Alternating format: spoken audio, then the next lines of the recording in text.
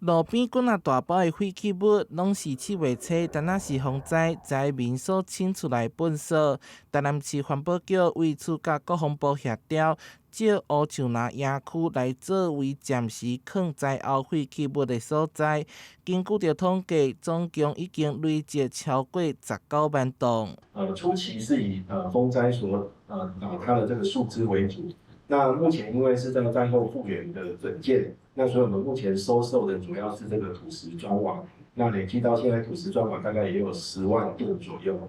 环保局指出，配合拆除补助，会开放延长到10月底。也毋过这段时间嘛发现疑似有树叶废弃物，为着加强管理，要求国公所以及工务局协助载运拆除废弃物的车辆来进行管制。在进场的前一天，就必须上网填报这个拆除的废弃物的来源，还有产生的这个民众到底是哪一个住户。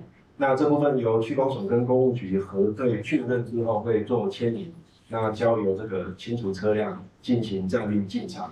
高树林占地区年底将无搁开放，到时嘛会赶紧完成后续清除作业，预计明年7月份进前交行予国防部。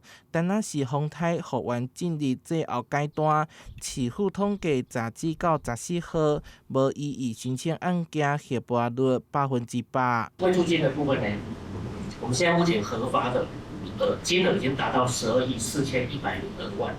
那我们核定的案件数大概有47730件。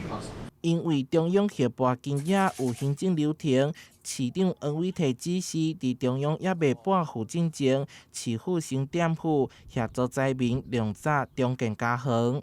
台南新闻出版采访报道。